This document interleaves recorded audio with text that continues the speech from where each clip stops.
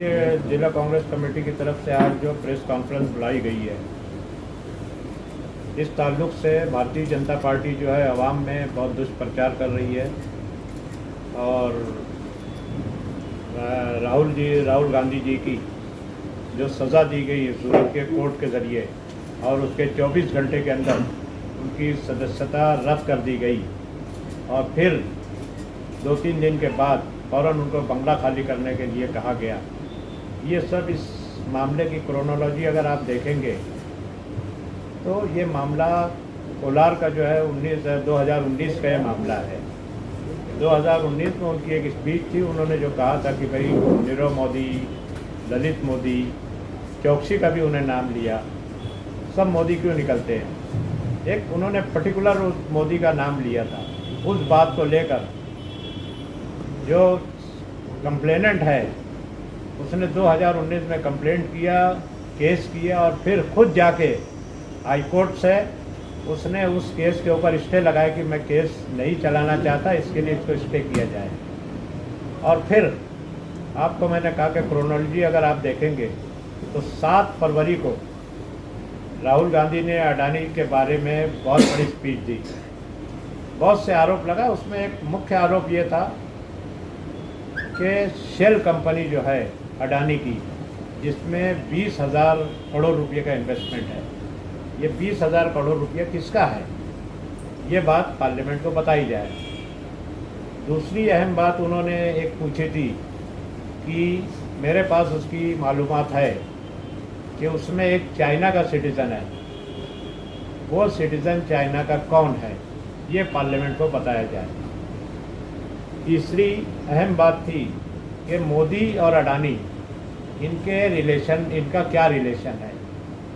उन्होंने ये भी बताया कि इनका रिलेशन आज का नहीं है, ये जब नरेंद्र मोदी जब मुख्यमंत्री थे गुजरात के उस वक्त का है। उन्होंने कुछ फ़ोटो पार्लियामेंट के अंदर दिखाया।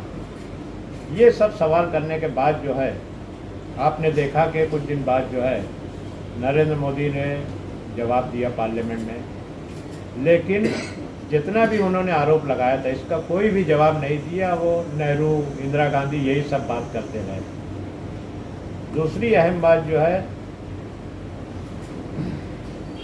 उन्होंने ये भी लगाया था कि मुल्क का सब कॉन्ट्रैक्ट ये अडानी को क्यों दिया जा रहा है। एयरपोर्ट का कॉन्ट्रैक्ट अडानी, रोड का कॉन्ट्रैक्ट अडानी ले रहे हैं, आपके जो है एनर्जी का कॉन्ट्रैक्ट अडानी ले रहे हैं, यहाँ तक कि डिफेंस का कॉन्ट्रैक्ट अडानी ले रहे हैं। और मोदी जी जहाँ जहाँ गए, आपके श्रीलंका गए, आपके बांग्लादेश गए, ऑस्ट्रेलिया गए, ऐसे जहाँ जहाँ उनको कॉन्ट्रैक्ट लेना था अडानी, जहाँ से उन्होंने कोल का कॉन्ट्रैक्ट लिया, कहीं एनर्जी का लिया, बांग्लादेश में और श्रीलंका में एनर्जी का कॉन्ट्रैक्ट लिया, ये मोदी के साथ प्लेन में बैठ के साथ में गए। तो ये क्या दर्शाता है, उन्होंने ये भी सवालात किए थे। तो ये सब बातें जो है उन्होंने जब आवाम के सामने लाई तो बीजेपी के कुछ मंत्रियों ने उनके ऊपर खोटा आरोप लगाया। राहुल गांधी ने सिर्फ ये कहा कि इसका जवाब जो आरोप मुझ पर ये लोग लगा रहे हैं, मैं इसका जवाब पार्लियामेंट में दूंगा। उनके पास सब चीज़ों का जवाब था, वे सर पैर का सवालात थे वो, और राहुल गांधी उसका जवाब पार्लियामेंट में देना चाहते थे। तो उन्होंने जो है अर्जेंट में, आपने देखा होगा कि 7 फरवरी के बाद वो केस रीओपन हुआ। केस रीओपन करने के बाद हाई कोर्ट से परमिशन लिए, केस कोर्ट में रीओपन हुआ। रीओपन करने के 1 महीने के अंदर जो है उसका क्या नाम है, आपके उनको जो है 2 साल की सज़ा दी जाती है। आप देख रहे हो इस देश में बहुत से केसेस चलते हैं, मर्डर के केस चलते हैं।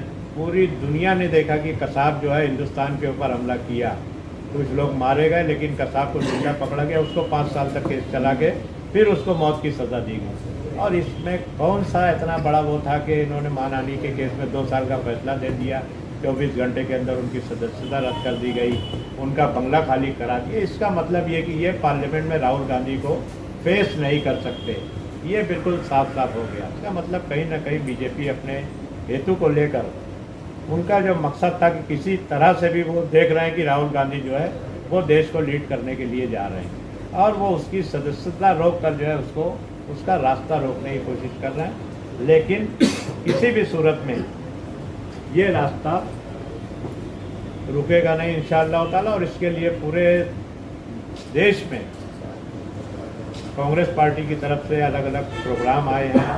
आज थाने डिस्ट्रिक्ट में जो है हमारे प्रदेश के अध्यक्ष नाना पटोले जी ने प्रेस कॉन्फ्रेंस ली, उन्होंने सब डिटेल से सब बताया। सब जो छोटे छोटे डिस्ट्रिक्ट हैं, जैसे पार्टी के जो डिस्ट्रिक्ट है भिवंडी है, न्यू बॉम्बे, यहाँ हम लोग प्रेस कॉन्फ्रेंस ले रहे हैं और बताना सिर्फ यही है कि बीजेपी जो है ये देश के हित में काम नहीं कर रही है। बेरोजगारी का मुद्दा वो उठा रहे हैं राहुल गांधी। आप लोग नोटबंदी, जीएसटी, ये सब का क्या परिणाम हुआ और पूरे देश की दौलत जो है सिर्फ एक आदमी के पास क्यों जा रही है और उसके पीछे हेतु क्या है आपका, यही सब बात पूछना चाह रहे थे वो। लेकिन वो लोग पार्लियामेंट में उसका जवाब नहीं देते थे। राहुल गांधी ने तकरीबन 4000 किलोमीटर पदयात्रा निकाली। उस पदयात्रा में आप लोगों ने देखा होगा कि वो हर किसी से जानना चाहते थे कि क्या देश में चल रहा है।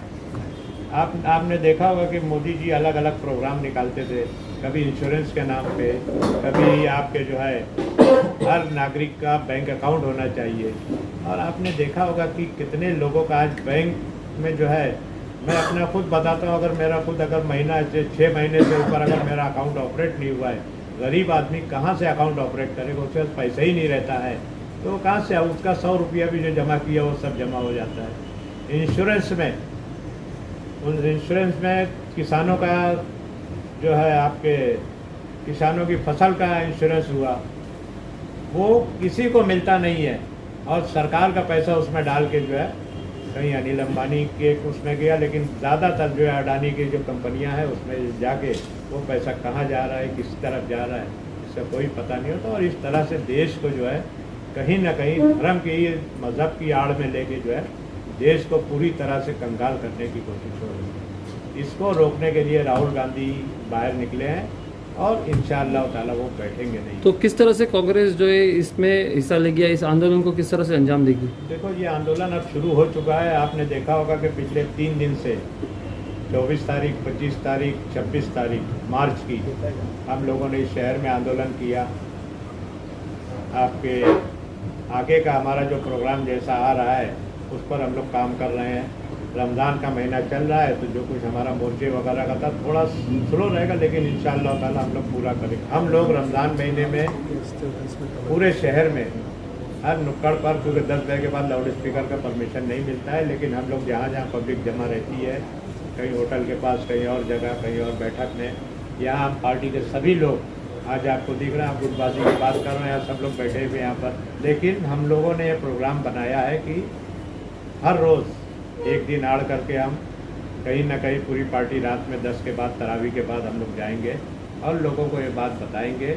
इसी तरह नॉन मुस्लिम एरिया में जो है हम लोगों ने दिन का प्रोग्राम बनाया है कि दिन में वहाँ से जो लोग जैसा प्रोग्राम मिलेगा हम लोग दिन में वहाँ पर जाकर लोगों को ये सब आप लोगों ने क्या कोई एक रोड मैप या कोई स्केड्यूल बनाया है कि किस तरह से लोगों को बताएंगे और इसमें किस तरह की जन जागृति आप करेंगे? देखिए, ये बातें जितनी हैं ना मैं सब आपको बताया। अब रोड मैप जो बनाए हम लोगों ने वो भी आपको बता देते हैं कि रात में जो है हम लोग दीवान शाह दरगाह से शुरू करेंगे, वहाँ से साहिल होटल है, आपके गोल्डन होटल के पास है, ईदगाह है, यानी कि जहाँ क्राउड वाला जो क्षेत्र रहेगा क्राउड पे जा चुके। रात में 10 के बाद हमको लाउड स्पीकर का परमिशन नहीं मिलेगा तो हम लोग जो है ऐसे ही लोग को जमा करके, और दिन में 5 बजे के बाद जो अफ्तार का प्रोग्राम शुरू होता है तो रात में 10, साढ़े 10 बजे चलता है।